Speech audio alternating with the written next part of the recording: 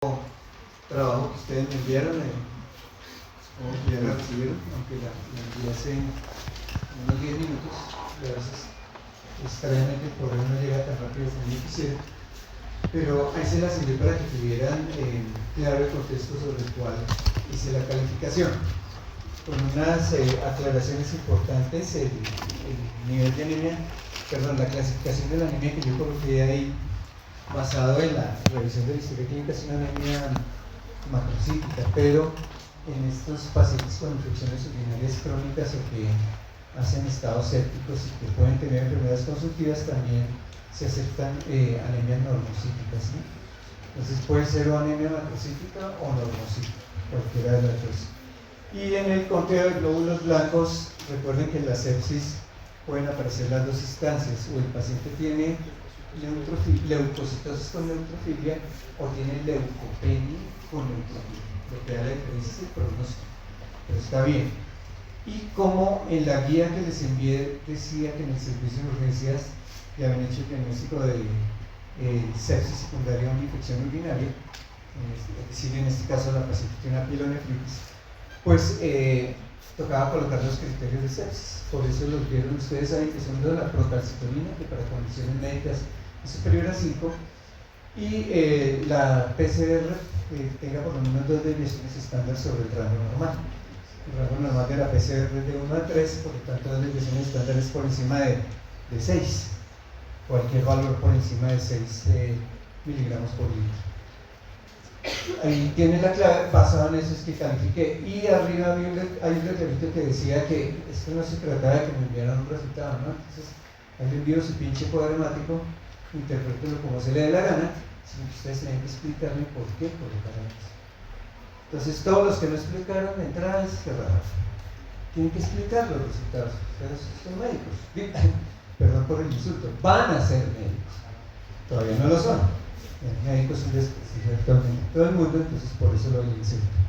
Entonces, como van a ser médicos, tienen que explicar lo que piensan, lo que escriben, lo que dicen, lo que hacen, todo. Si no me explicaron, si no se limitaron a mandarme números, yo coloqué debajo del trabajo no entendí.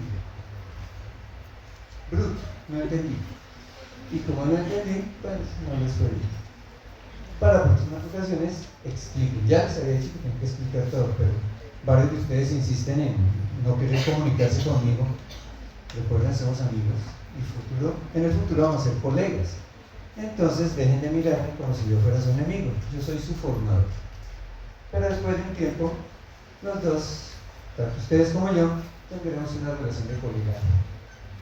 Y entre los colegas se espera que haya, más que agresión, apoyo. Entonces no me miren como lo que no soy. Y eso sí, para formarlos les voy a dar todo lo duro que puedo, porque finalmente el día que me esté muriendo ustedes van a ser mis médicos, y no quiero un asesino en mi cama, sino alguien que haga todo lo posible por conducirme a una feliz muerte. Es mejor tener buenos amigos y no malos enemigos. Bien, el segundo punto, que es importante decírselos ahora antes de entrar con el tema, es la semana pasada aquí terminé la charla por calor y por cansancio y por muchas cosas, y faltaron 2 indicadores: faltó el antígeno prostático y faltó la deshidrogenasa láctea. Por favor, se los estudien. Ustedes tienen un texto guía, estudienselos, porque pues no es necesario que yo les tenga que explicar los datos de esos cuando están ahí en su texto guía.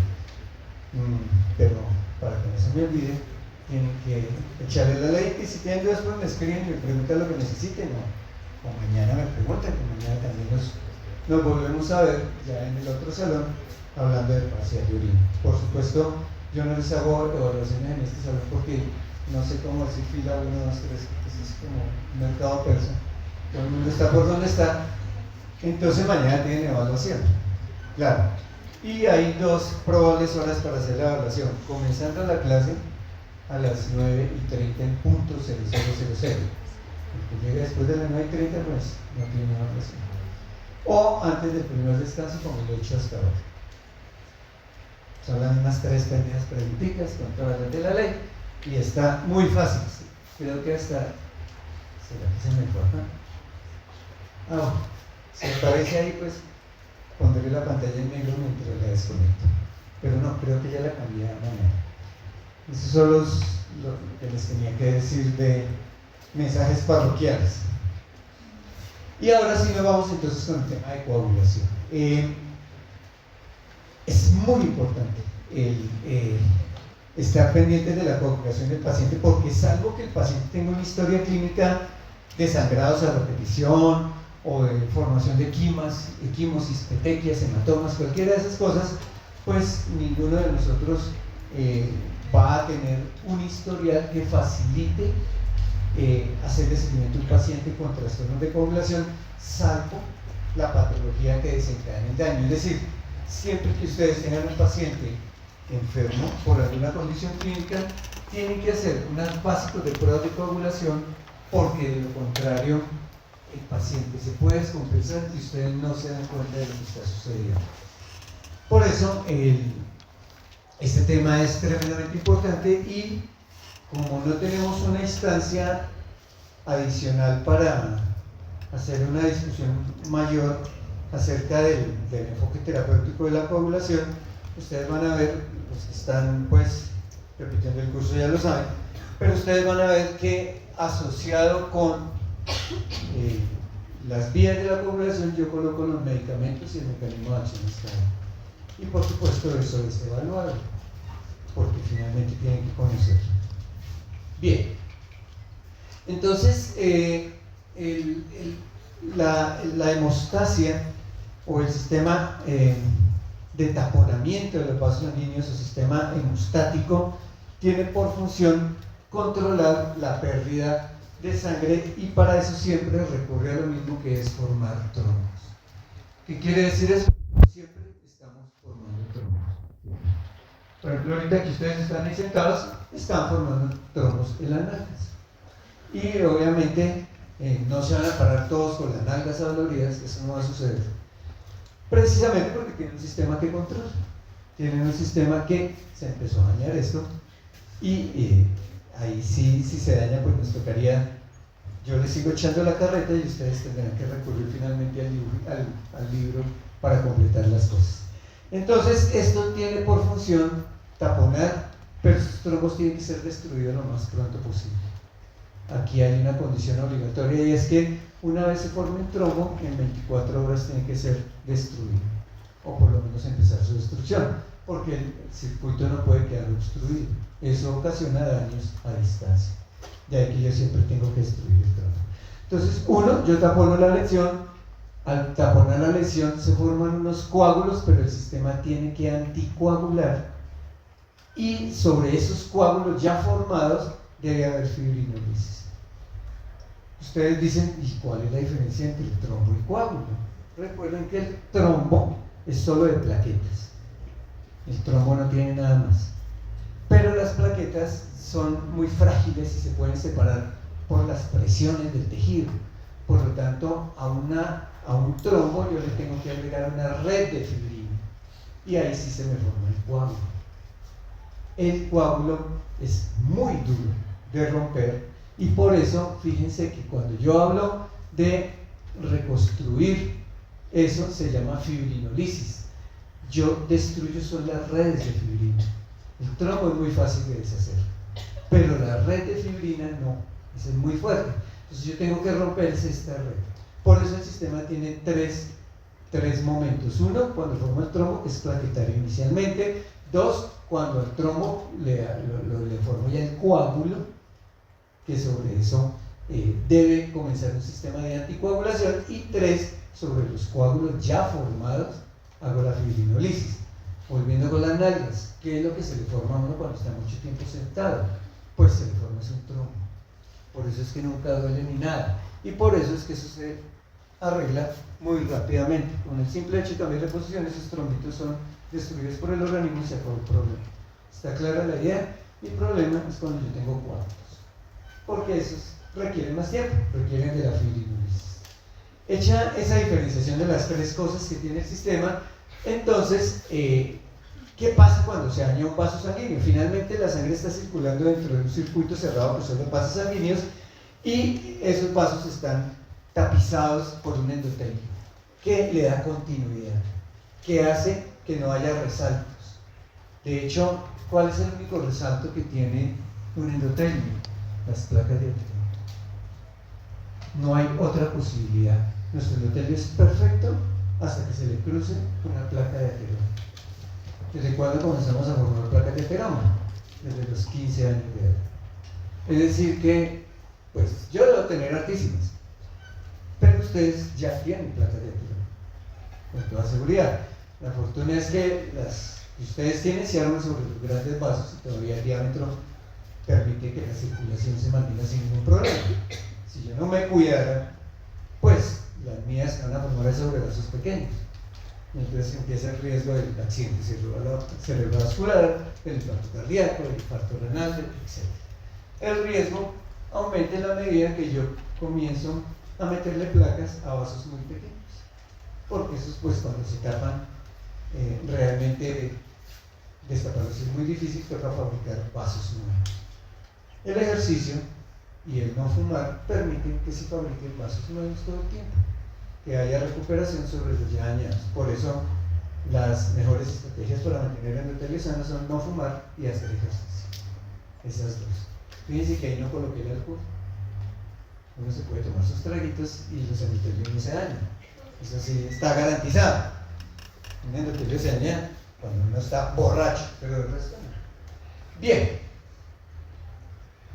Entonces, el vaso normal, siempre que tenga una lesión, hay que ver si la lesión que tiene el vaso se sucede desde dentro del vaso hacia afuera, por ejemplo la placa de ateroma cuando se fractura, o si se sucede desde fuera del vaso hacia adentro.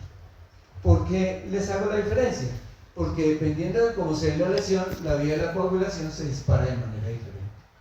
Si la lesión se da dentro del vaso, el que dispara la cascada de la coagulación es el factor de Hagen, el factor 12.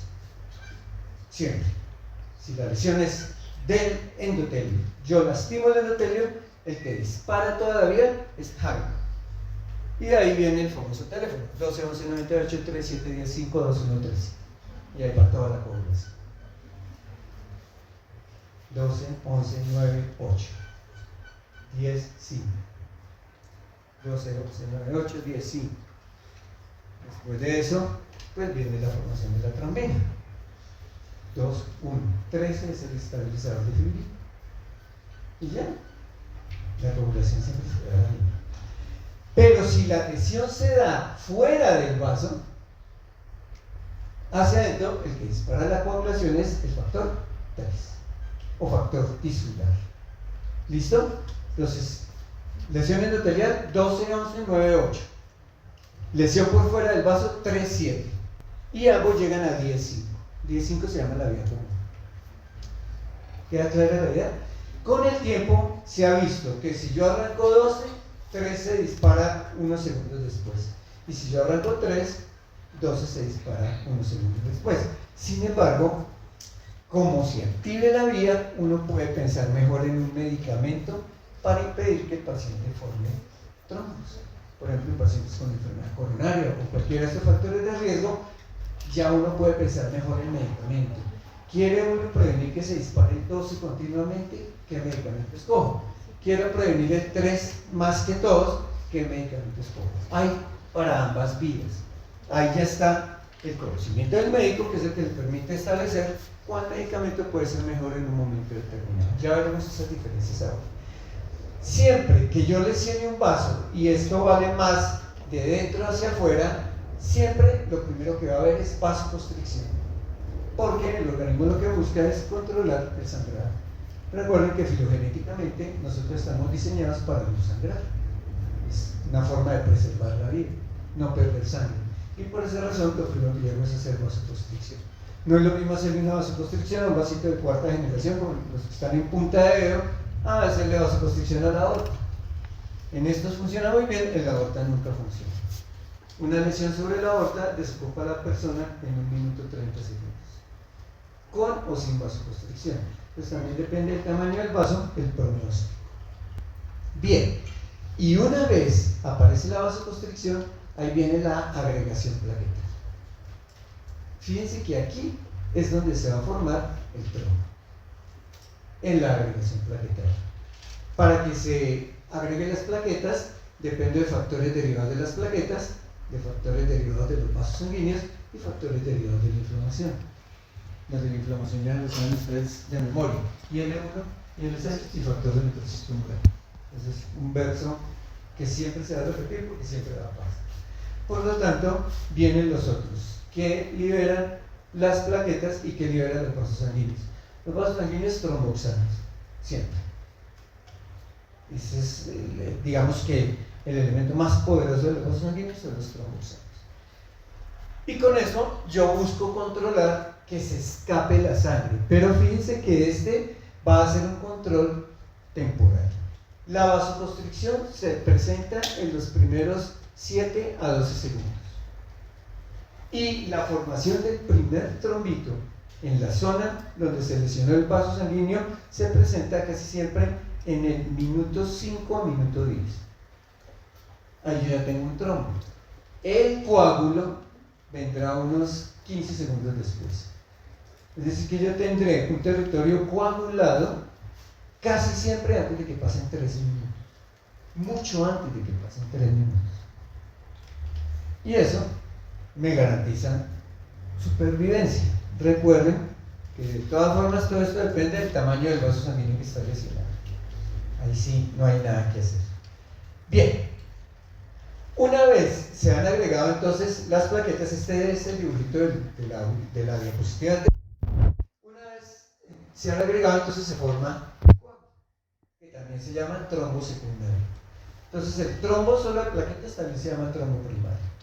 Y el coágulo, es decir, aquel que ya tiene red de fibrina, pues también se llama trombo secundario. ¿Quién participó en la formación de ese coágulo? Pues todos los factores de la coagulación que los produce el hígado. Todos los factores de coagulación son producidos por el hígado. Pero por supuesto son tremendamente importantes la protrombina, que es la que se convierte en trombina, y el fibrinógeno, que se convierte en fibrina. Son tremendamente importantes. Para formar la red yo necesito un polímero, que es el factor 13, que se llama factor estabilizador de la fibrina, que es el que forma la verdadera red, el que forma el verdadero coágulo. Entonces les resalto esos tres, todos producidos por él, que son los que garantizan la calidad del coágulo.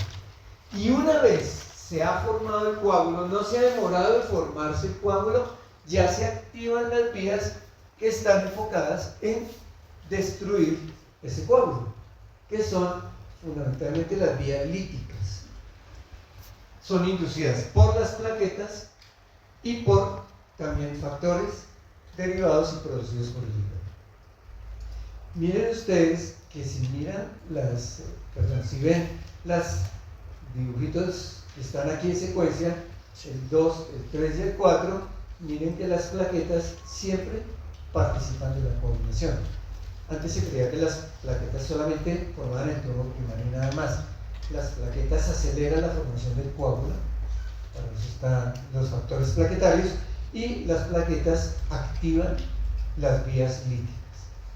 Es decir que un elemento fundamental de la coagulación todo el tiempo es la plaqueta.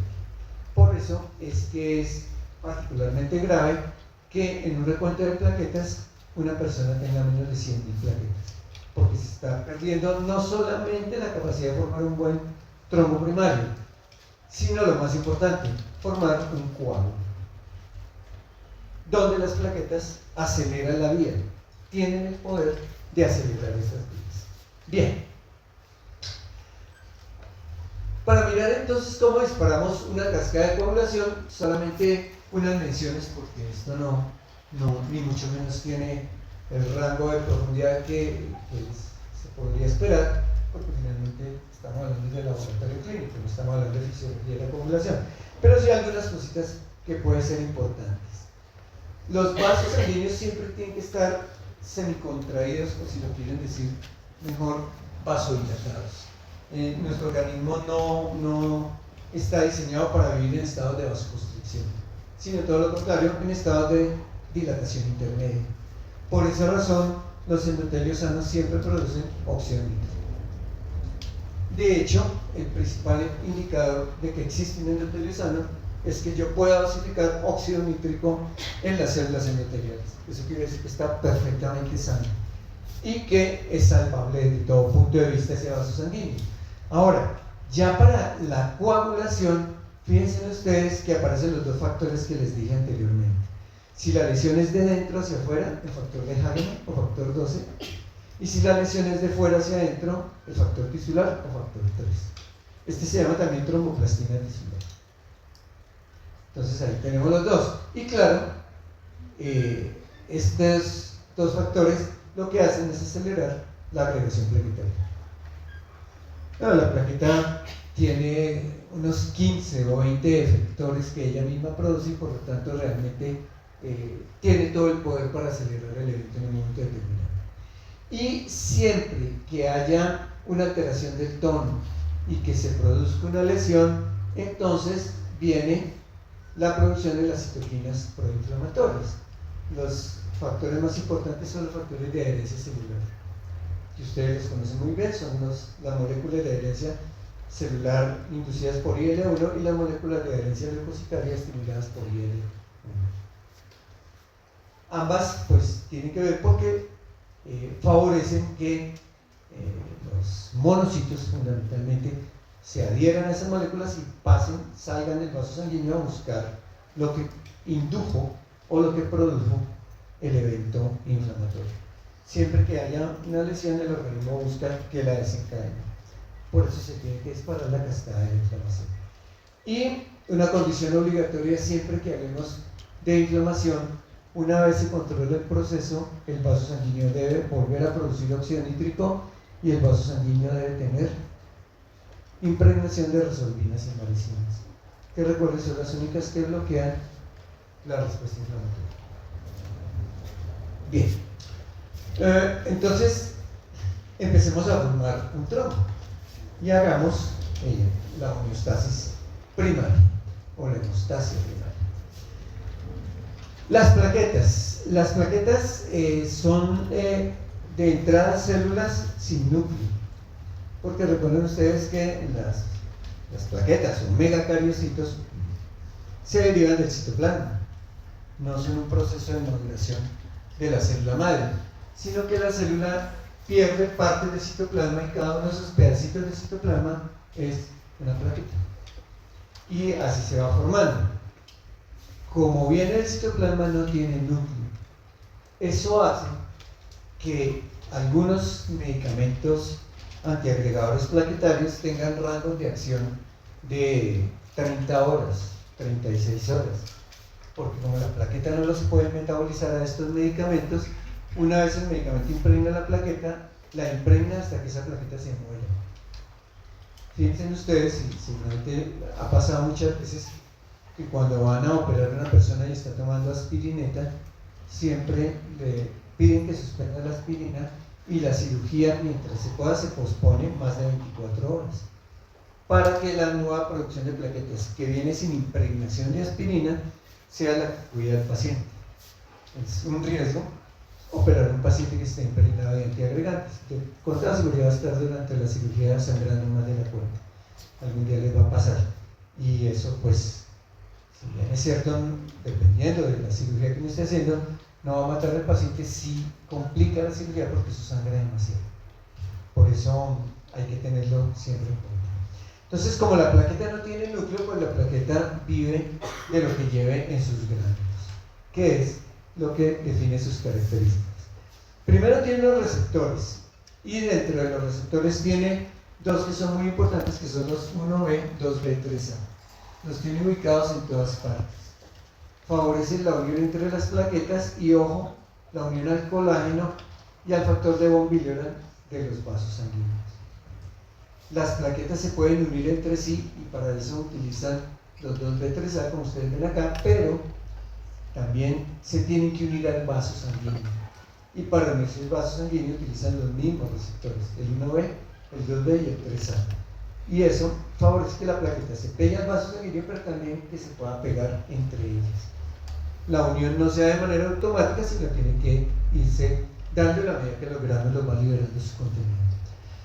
Tiene dos poderosos receptores para adenosina, que en este caso fíjense que dice receptores de ATP y ADP, pero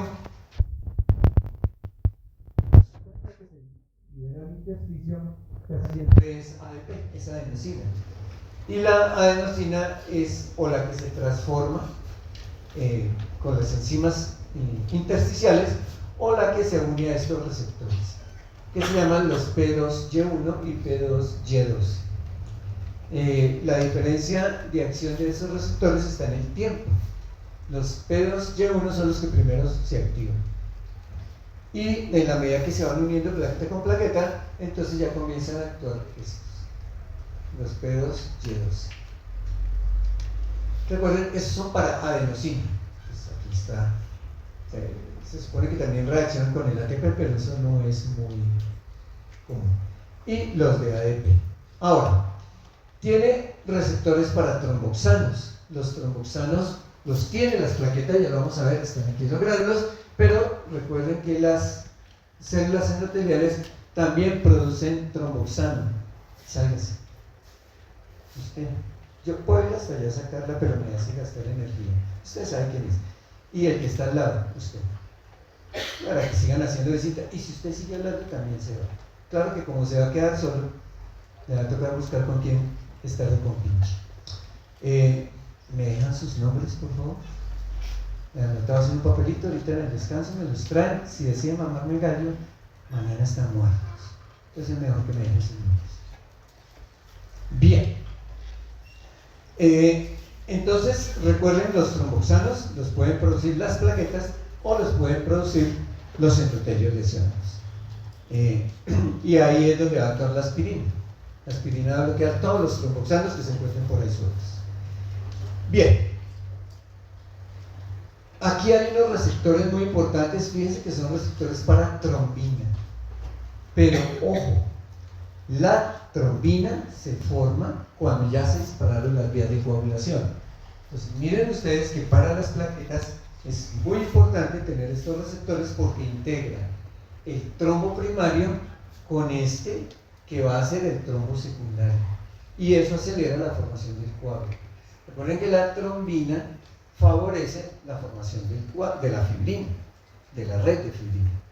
Y por esa razón, a mi plaqueta, que unida con otra no va a tener mucha fuerza, si yo le permito unirse con la trombina, va a favorecer un coágulo con una gran potencia y una gran fuerza.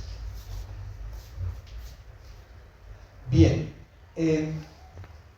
y tiene unas vacuolas con contenidos que en este caso, fíjense ustedes, tienen ATP y ADP, es decir, la plaqueta puede estimular directamente sus receptores P2. No necesariamente el ATP y ADP pueden venir de células muertas alrededor del ciclo de la inflamación, sino que la plaqueta tiene su propia forma de estimularlos, porque tiene ambas. La plaqueta puede liberar serotonina. Esto es 5-hidroxitriptamina, que es el precursor de la serotonina. Es decir, que la plaqueta por sí sola puede disparar una cascada de la inflamación sin ningún problema. Por eso a veces es importante antiagregar el paciente para controlar las respuestas inflamatorias. Las plaquetas tienen calcio. Este calcio, una vez liberado, rompe sus propios gránulos, estos y los otros que les voy a mostrar ahora, y fíjense que las plaquetas producen tromboxano. Es decir, una plaqueta por sí solita puede hacer realmente lo que se le dé la gana. Y tiene estos gránulos alfa que tienen, fíjense que producen este factor 4, que no es el de las vías de la coagulación, sino es un factor estimulador del crecimiento de fibroblastos. ¿Qué quiere decir eso? Que la plaqueta, cuando se activa, inicia los procesos de cicatrización del organismo.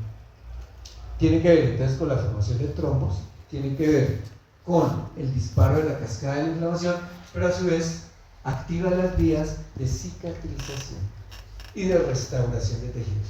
Entonces, factor activador de fibroblastos, que es este factor 4.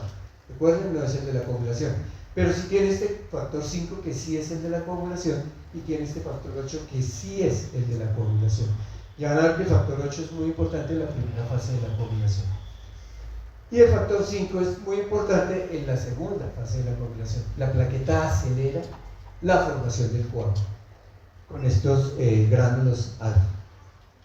Y tiene gránulos solamente con calcio, que en la medida que se rompen, van rompiendo estos dos.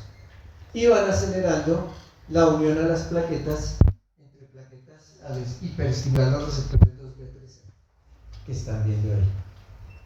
Bien, ahora, a esta plaqueta le agregamos un vaso sanguíneo lesionado. ¿Qué es lo que hace que la plaqueta reaccione? La falta de integridad del endotelio, que incluye fundamentalmente que haya colágeno expuesto, que se exponga el factor de von Willebrand endotelial que está aquí, al lado del colágeno, y que se libere el tromboxano que tiene normalmente el endotelio. Estas son las tres condiciones que se necesitan para que una plaqueta se active. Uno, que se encuentre con el factor de von Willebrand endotelial, que no es el mismo factor 8 de la coagulación, también se llama igual. Este es el endotelial. Dos, que haya liberación de tromboxanos por el endotelio enfermo, como ustedes están viendo ahí, pues se va a dar simplemente porque estas células se rompen y eso se va a liberar, y que haya fibras de colágeno expuestas, que eran las que sostenían a las células endoteliales. Estos tres, una vez se exponen, hacen que los 2B3A se unan a esto. Es decir, que las plaquetas se agregan al endotelio simplemente cuando se dan estos eventos. Cuando se exponen estos tres elementos, ya la plaqueta se adhiere al endotelio. Y una vez la plaqueta se adhiere al endotelio, se activa la fosfolipasa C, que es la que está aquí con el signo más. Es decir, que lo que acelera la formación del trombo es la fosfolipasa C. Y lo que inhibe la formación de un trombo es el AMP cíclico. Si en el sitio donde se forma el trombo hay mucho AMP cíclico, no va a haber trombo. Por eso hay unos medicamentos, de los que les voy a mostrar ahora, que lo que hacen es aumentar el AMP cíclico plaquetario. Y al aumentarlo impiden la formación de trombos. Pero si lo que predomina en la plaqueta cuando se da la unión es fosfolipasa C, se van a formar grandes cantidades de trombos. De ahí que uno podría pensar que deben existir medicamentos que bloqueen la fosfolipasa C. Claro. O medicamentos que aumenten las concentraciones de AMP cíclico intracelular. Este existe, pero la fosfolipasa C sí no. Por esa razón, ese gran disparador es el que favorece que los trombos se hagan rápidamente. Bueno, y es un proceso fisiológico, ¿no? Entonces, los niveles incrementados de fosfolipasa C hacen que el inositol trifosfato se convierta que el fosfoinositol se convierta en inositol trifosfato. El tener tres fósforos es lo que da la energía para que se sucedan los demás elementos de la coagulación. Es decir, la fosfolipasa C lo que hace es aportar la energía, como el ATP o el ADP, aportar la energía para que se den los demás eventos dentro de la plaqueta. ¿Cuáles son esos eventos? Entonces, el primero, romper las vacuolas de calcio. Una vez rompes las vacuolas de calcio, el calcio va y comienza a activar los receptores 2B3A para que se unan plaquetas con plaquetas. Pero además, este calcio libera el ADP, la serotonina, más calcio y tromboxanos. Y esta, que es muy importante, activa las COX, las ciclooxigenasas, y hacen que el ácido araquidónico, que normalmente está en las membranas celulares, sea metabolizado y se convierte en tromboxano. Es decir, que en un momento determinado yo voy a tener dos tromboxanos, el tromboxano endotelial y el tromboxano plaquetario. Y esto no es difícil, ya vieron inflamación y ya vieron todas las sustancias que participan en la inflamación. Recuerden que las prostaglandinas, dentro de esas está el tromboxano 2, pues se activan por la vía de la ciclooxigenasa. Entonces esto no tiene problema, está en la misma vía de la ciclooxigenasa en toda la inflamación. y estos tromboxanos son los mismos de toda la inflamación. Solo que eso se sucede dentro de la plaqueta. Ahora, ya activada la plaqueta, vienen dos eventos que deben acelerar el proceso de unión de plaqueta con plaqueta. El primero es esta adenosina, que al ser liberada tiene que... se me disolvió esto. Yo pensé que iba a salir acá. Bueno, no, es que está aquí arriba. La adenosina, esta, que es activada cuando se rompe el coágulo, fíjense que de una vez va a buscar los P2Y para activarlos también. Es decir, que en la fase de activación de las plaquetas, los dos primeros receptores que siempre están hiperactivados son todos los B, el 1B, el 2B y el 3A, y los P2, por la ruptura de estos gránulos. Y ahora sí, cuando yo pienso en antiagregar, entonces por el disparo de la coagulación, entonces el primer punto que uno miraría son bloquear los tromboxanos, que van a salir por estas dos vías, y ahí aparece la aspirina. Y la aspirina bloquea las COX, y al bloquear las COX disminuye este tromboxano. En el último consenso de ADA sobre diabetes y pacientes que hacen trastornos de coagulación, se encontró, siguiendo los metaanálisis de a quién les servía mejor la aspirina cuando se le colocaba, se encontró que si, por ejemplo, alguno de nosotros que no tiene un evento agudo, si agarra a tomar aspirina, esa aspirina no va a impedir la aparición de un evento agudo en un momento determinado. Es decir, ustedes empiezan a tomar aspirina porque no quieren que les den un infarto. La aspirina, por estar sanos y por empezar a tomar aspirina estando sanos, esa aspirina no va a poder bloquear la aparición del infarto, para nada. ¿Cuándo es buena la aspirina? La aspirina es buena cuando la persona ya tiene una comorbilidad. Por eso cuando ustedes tengan pacientes, no coloquen aspirina para prevenir algo, porque no lo va a prevenir. El nivel de prevención está en el 7%, es muy bajo. En cambio, si el paciente ya tiene comorbilidad, ¿cuál comorbilidad? Es hipertenso, tiene síndrome metabólico, tiene diabetes, tiene un hígado graso no alcohólico, cualquier comorbilidad de esas, si usted le colocan a ese paciente aspirina, esa aspirina va a prevenir la aparición de un infarto hasta en un 65%, para que lo tengan en cuenta cuando estén formulando ya a sus pacientes. No es buena en personas sanas, es maravillosa cuando ya están las comorbilidades caminando. En ese orden de ideas, entonces, la aspirina se vuelve muy importante. Recuerden también que entre más bajita coloquen la dosis, es más eficiente. Por esa razón, la dosis de aspirina que mejor protege son 75 miligramos al día, entre 75 y 80 miligramos al día. La aspirina para niños, esa es la mejor dosis de todas, que se consigue como cardioaspirina o como aspirina. La diferencia es el costo, ¿no? La cardioaspirina vale 90.000 pesos, la aspirineta vale 8.000 y pico, pero es exactamente lo mismo. Lo importante es que sean 75 miligramos. Si alguno de ustedes coloca 150 miligramos, va a bloquear también, es decir, no se pierde la potencia, lo que se incrementa es el riesgo de sangrado gástrico. Tomarse 150 miligramos de aspirina o 500 miligramos, con toda seguridad por ese estómago sangrado. Tomarse 75 miligramos diluye el riesgo, no lo va a prevenir totalmente, pero sí lo diluye. Por esa razón, cuando vayan a formular aspirina, acuérdense de los 75 miligramos, es la mejor dosis para eso. Pero si ustedes no quieren bloquear con aspirina porque les parece que el paciente no tiene la indicación, pueden bloquear la adenosina o pueden aumentar los niveles de AMP cíclico. Los medicamentos que bloquean la adenosina o el AMP cíclico, pues son los medicamentos más utilizados. Es un medicamento, es el dipirilamol, el persantil. Si ustedes quieren aumentar niveles intracelulares de AMP cíclico, que fíjense que de entrada bloquea la fosfolipasa C y bloquea la activación de los receptores, pero que secundariamente también bloquea la liberación de adenosina dentro de la plaqueta, es el dipirilamol, el persantil. Por aumentar los niveles de AMP cíclico, que lo hace en la plaqueta, pero también lo hace en el endotelio, el dipyridamol es un potentísimo vasodilatador.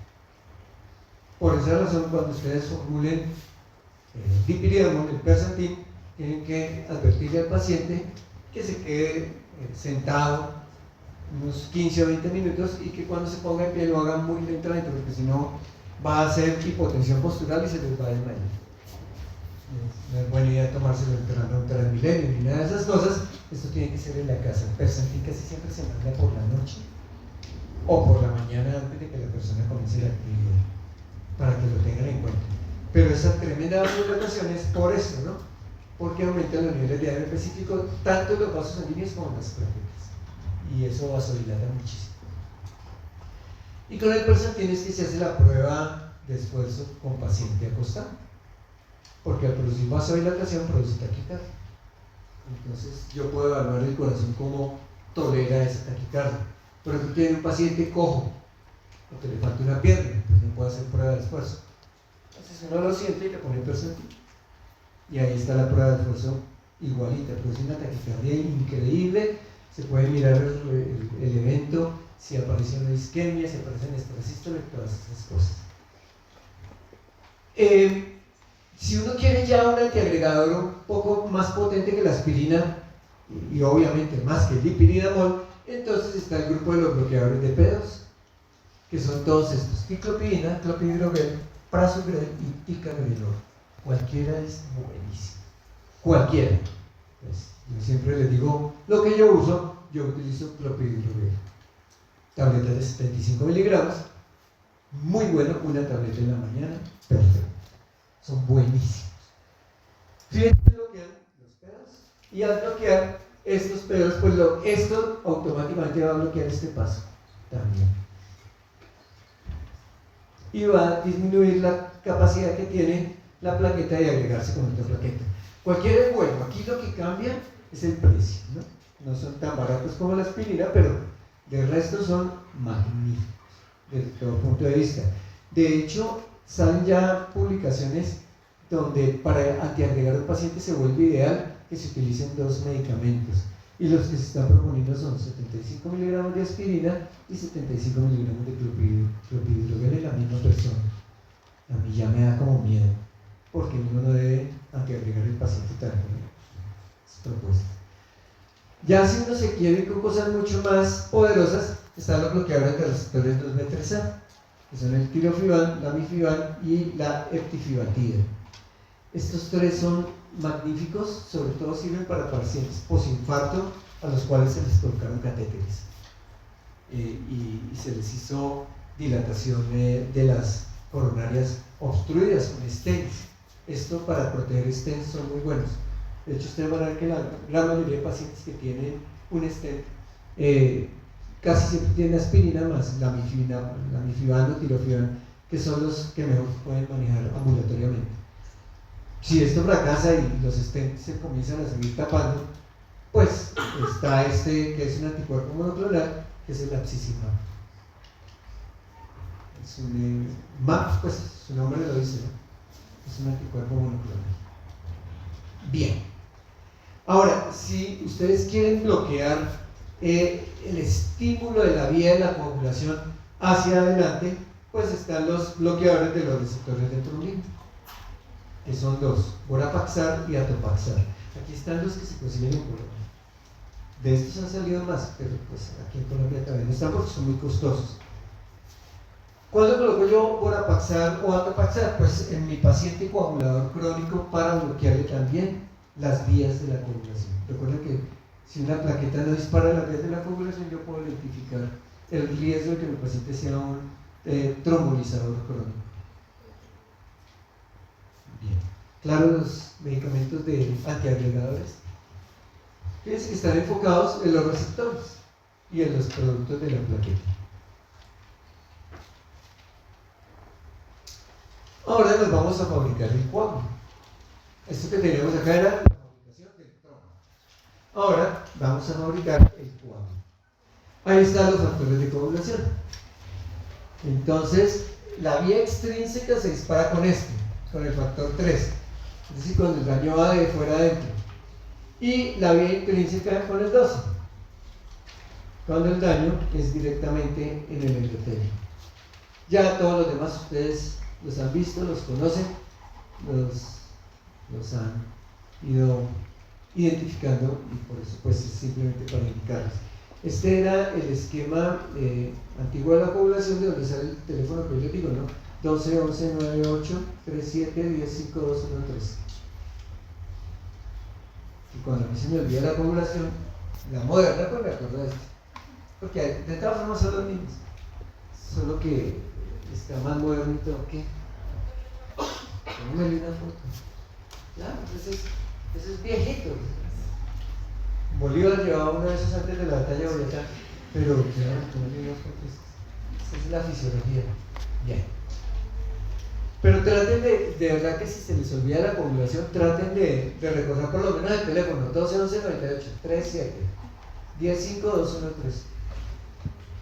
Y ya, ahí tienen la población. Ya después el cerebro dice, ay, gracias, y empieza a rememorar y uno se acuerda de todo. Bien, el actual esquema de la población dice que hay 3 fases para que se dispare la población, y por esa razón lo vamos a ver. La fase de inicio tiene, fíjense que aquí está el factor tisular, el 3, y el 7. Entonces aquí está el 37 de la vía extrínseca de la población. Es decir, cuando el daño viene de fuera hacia adentro. Fíjense que ahí está.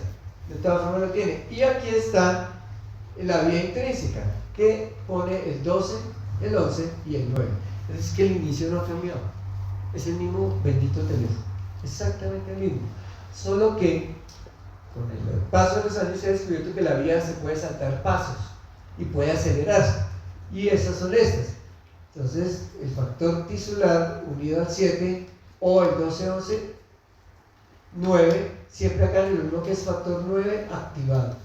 Si ustedes se dan cuenta aquí, factor tisular 3 más 7 de una vez activa el 9. Si ven que la vía extrínseca es más eficiente ahí. En cambio, este requiere del 12, del 11 y del 9 para que al final quede activado el 9. Y cuando uno mira más esto, empiezan a aparecer otros detallitos que van a ver ahí más adelante. Lo importante de disparar la vía 12, 11, 9 aquí es que se va activando este factor, el factor 8. Los factores más importantes de la acumulación son el 8, el 9, el 8 y el 5. Esos 3 son los más importantes, el 9, el 8 y el 5. Y en la medida que esos se disparen, yo tengo garantizado un trombo más rápido. Bien, ahora, el 9 activado, de los importantes, fíjense que de entrada ya activa el 10.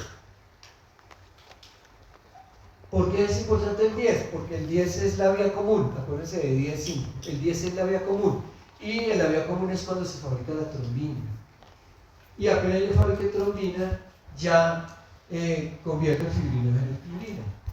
Entonces, si ustedes están mirando esa gráfica, miren que desde el ingreso, desde el inicio yo ya tengo factor 10 activado, que antes se creía que era al final de la secuencia.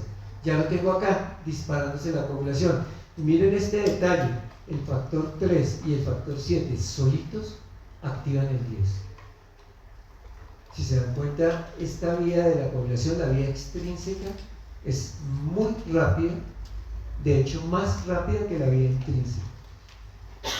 Cuando tengan, si a alguno de ustedes le toca ejercer rural en la selva, cuando tengan una mordedura de serpiente venenosa, recuerden que las serpientes al morder inyectan un veneno que tiene factor 3, es decir, un elemento igual al factor 3, que se encuentra con el 7 del mordido, y rápidamente ese paciente comienza a fabricar trombos.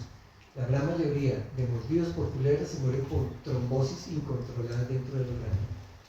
Y la vacuna, cuando le colocan a uno el suero antiofídico lo que le bloquea es el factor 3 del veneno de la serpiente, para impedir que active el 10.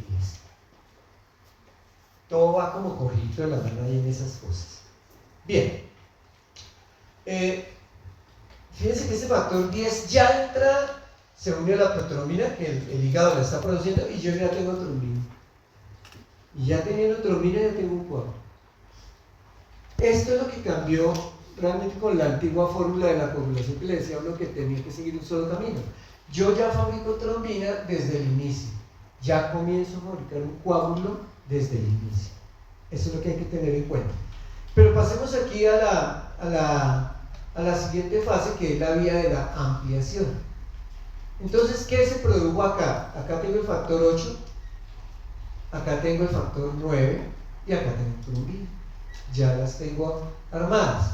Entonces miren ustedes que esta trombina con calcio y fosfolípidos de las células que se mueren se unen a este factor 8 que va a ser el inicio, y ya tengo el 8 activado. Acuérdense cuáles son los importantes, el 8, el 5 y el 9. Esos son los súper importantes. Entonces aquí yo ya activé el 8. Y si miran allá arriba, aquí ya tengo el 9. Entonces del 11, 12, 11, 9, tengo el 11 activado y el 11 activado activa el 9. Entonces fíjense que ya tengo el 9 activado y el 8 activado. Solo me faltan el 5. Los más importantes son esos tres: el 8, el 9 y el 5. Me falta el 5. Y aquí es donde vienen las plaquetas. Estas plaquetas que se habían activado de 3A y que se estaban uniendo entre ellas, estas plaquetas liberan factor 5 activado. Lo mismo hace esta trombina al unirse con el calcio. Fíjense que esta trombina activa el 8, pero también activa el 5. Entonces yo ya tengo la tríada que necesito para acelerar la formación del coágulo. Tengo el 9, tengo el 8 y tengo el 5. Pero la gran mayoría de este 5 me lo pusieron las plaquetas. ¿Se acuerdan que estaba en los gránulos? La plaqueta tenía factor 5. Bien, de la unión de esos tres, 8, 5 y 9, entonces viene la última fase, que se llama la fase de propagación, que es cuando yo ya organizo el coágulo. Y es que esos tres factores juntos, el 9, el 8 y el 5, actúan sobre el 10, que aquí fíjense, yo ya había activado pequeñas cantidades de 10, pero aquí sí toman todo el 10 que encuentren circulando y lo convierten en 10 activado, y ese 10 activado actúa sobre la protrombina y la convierte en trombina, y la trombina actúa sobre la fibrina, sobre el fibrinógeno, que es este, el factor 1, para convertirla en fibrina. Miren que en esos pasos la plaqueta liberó también factor plaquetario 3, y este factor plaquetario 3 solito activa la protrombina. Es decir, que yo puedo activar protrombina por el factor plaquetario 3 o siguiendo la secuencia del 9 activado, 8 activado, 5 activado, que actúan sobre el 10 y activan el 10. Y este 10 pues sobre la protrombina y la trombina. Si ustedes se dan cuenta, el papel de la plaqueta es fundamental cuando yo estoy formando un coágulo, por todas las vías que siguen. Por eso es que en la gran mayoría de tratamientos de pacientes complicados ustedes van a ver que tienen un anticoagulante y un antiagregado plaquetario, porque hay que bloquear ambas vías, y la participación de las plaquetas ahí es tremendamente importante. Ahora, sobre la fibrina ya formada actúa el factor 3, que es el factor estabilizador de la fibrina, el que convierte el monómero en polímero, y aquí ya tengo mi coágulo, ya lo tengo formado. ¿Quedó clara la vía? El telefonito que yo les mostré es el mismo, pero sin tanto perendero. Para cuando uno le olvide a uno, puede funcionar el otro. Ahora, cada vez que el factor 10 pase a 10 activado, siempre activa el estabilizador de la fibrina. Siempre. Para acelerar también que el coágulo que se forme sea rápido.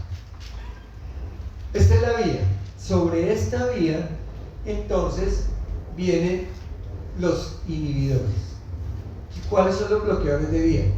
Entonces, el primer inhibidor, si ustedes se dan cuenta, funciona sobre el 3,7, es decir, sobre la vía extrínseca, y aquí está el nombre, es factor inhibidor del factor tisular. Claro, el factor tisular es el 3. Entonces, factor inhibidor del factor tisular. Y este también actúa acá impidiendo que se forme el 10 activado. Este es un inhibidor, entonces digamos de la vía de inicio. A ese le sumamos la antitromina, disculpen, le sumamos la antitromina 3 que bloquea el 12-11-9 y fíjense que también bloquea el paso de protromina trombina, antitromina 3. Bloquea el 12-11-9 y el paso de protromina trombina. Y aquí hay otro factor de la plaqueta, que no es el 3 sino el 4. El factor plaquetario 4 es también antitromina 3. Son la misma cosa. Es decir, que mi coagulación tiene un bloqueo al inicio y tiene un bloqueo en la propagación, al final de la propagación. Solo que estoy dejando libre la ampliación. Para que no quede libre la ampliación, entonces ahí está la proteína C, la proteína S y la trombomodulina. Fíjense que bloquean el factor 8 y el factor 5.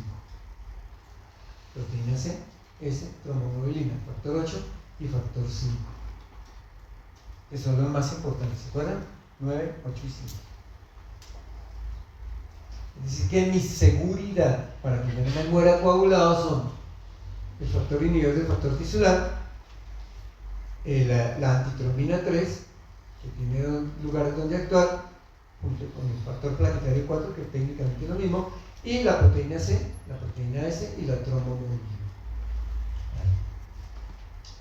Y si pensamos en terapéutica, el principal y único bloqueador de warfarina, de factor 7, perdón, es la warfarina, que es el veneno de las ratas, es el que uno compra en los supermercados. Ese bloquea 7, y recuerden que 3-7 era mucho más rápido que 12-11-9. Aquí está la warfarina, bloqueador específico del factor 7. Ya si yo quiero bloquear más partes de la vía, las heparinas de bajo peso molecular, que son estas, enoxaparina, deltaparina y nadraparina, bloquean el paso de 10 a 10A. Súper importante. De hecho, son las que más se utilizan actualmente, ¿no? Cuando ustedes estén en la clínica van a ver que va a llevar un paciente a cirugía, le coloco, de cirugía de huesos, le coloco esto para que no me haga un tromboembolismo pulmonar después de la cirugía. Tengo una paciente complicada por una sepsis, embarazada con sepsis, y la voy a llevar para sacar al niño, coloco esto para que ella después no se me vaya a morir haciendo una coagulopatía de consumo. Es decir, este es muy importante. Las heparinas de bajo peso molecular, no la heparina, que esa es grande, sino las de bajo peso molecular, que son estas tres, ya hay más, pero digamos las que siempre se consiguen. Ahora, para bloquear ya el factor 10 que se activó está el rivaroxaban. Factor 10 activado. Y para bloquear el factor intrínseco o factor 1, el que convierte trombina en fibrina, está el dabigatran. Tanto rivaroxaban como dabigatran lo van a ver ustedes en pacientes con infarto agudo del miocardio en UCI, cuando los están tratando de estabilizar, casi siempre después de la cirugía o después de la trombolisis, de lo que les hayan hecho. Esto lo van a recibir mientras estén hospitalizados. O en pacientes sépticos, para que no gasten factores de coagulación. Y hay uno que es universal, que es este, la glutecogina, que bloquea el 8 y el 5. Bloquea el factor 8 y el factor 5. Ambos. Por supuesto, estos son medicamentos de UCI, ¿no? Estos no se pueden utilizar, sino solamente para el evento agudo mientras se estabiliza el paciente. Ya si mandan al paciente a la casa, los únicos que van a poder utilizar su warfarina, que es un poquito difícil de manejar, pero es bueno, y las heparinas de bajo peso molecular, que los pacientes niños se les pueden inyectar alrededor del ombligo, ¿no? Todos los días una ampollética de 20 de 40 miligramos para mantenerse anticoagulado. Sobre todo los posoperatorios de cirugía de cadera y de todo eso, pues, siempre se utilizan esos. Bien. Ahora, pruebas de laboratorio. Aquí ya hay pruebas de laboratorio. En la anterior era el recuento de plaquetas, que ustedes ya lo conocen muy bien. Pero aquí hay pruebas de laboratorio. Entonces, el PTT, el PTT se utiliza para evaluar la vía intrínseca. PTT, vía intrínseca, es decir, 12, 11, 9, hasta 9 activado y 8. 12, 11, 9 y 8, incluyendo el 9 activado, PTT. La A quiere decir que está activado. Ahora, si yo quiero mirar la otra vía, esta, la vía extrínseca, utilizo el PT, el tiempo de trombina. La trombina que se convierte en trombina, por eso se llama tiempo de trombina. El PT. Obviamente, el PT me sirve para controlar la dosis de warfarina. Recuerden que la warfarina está aquí. Cuando yo le doy a un paciente warfarina, tengo que pedirle PT con INR, así se llama la prueba, para saber si la dosis está buena. Y acá, al final, está el tiempo de trombina, para evaluar la cantidad de trombina que realmente se está produciendo cuando se estimula toda la vida. Tiempo de trombina. Y por supuesto, siempre que se active el 13 y se forme la fibrina, se dispara la vía de destrucción de la fibrina. Es decir, que aquí al fondo, si no aparece ahorita, también estarían las pruebas que miden los productos de degradación de la fibrina. No está. Entonces ténganla ahí, por favor, colóquenla acá, productos de degradación de la fibrina, PDF, acá, actuando sobre el factor 13, productos de degradación de la fibrina. Es decir, que fíjense que para pruebas de coagulación a la hora de la verdad, yo que tengo el PTT, el PT solo o PT con INR, el tiempo de trombina, los productos de degradación de la fibrina y el recuento de plaquetas, que fundamentalmente lo voy a hablar como van a ver ahora en el tiempo de sangría y tiempo de represión del coágulo. No hay más pruebas, coagulación no tiene más pruebas. Ahora nos vamos con la anticoagulación. Antes de salir a descansar un momentico, nos vamos con la anticoagulación. Es decir, la fibrinolisis o destrucción del trombo ya formado. Entonces, acá está la protrombina, que es el factor 2, que al actuar sobre la trombina es la última parte de la vía.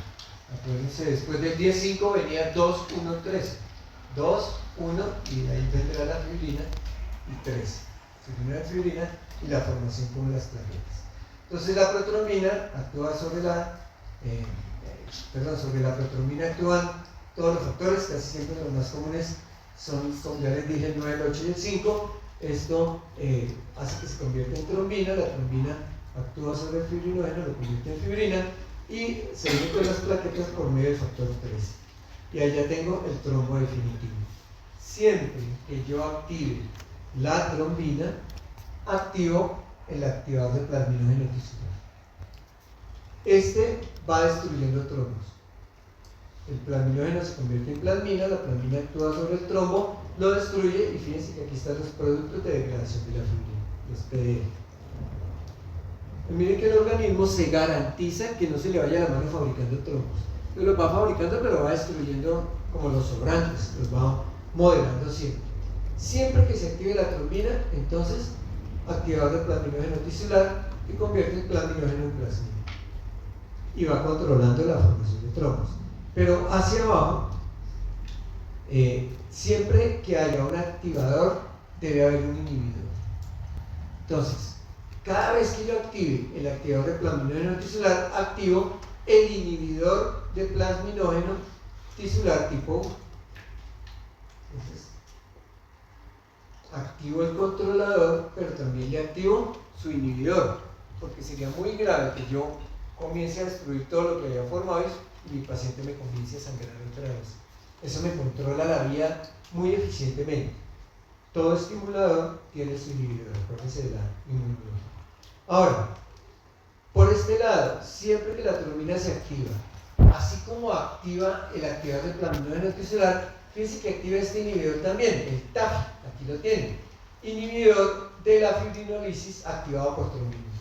Inhibidor de la fibrinolisis activado por trombina.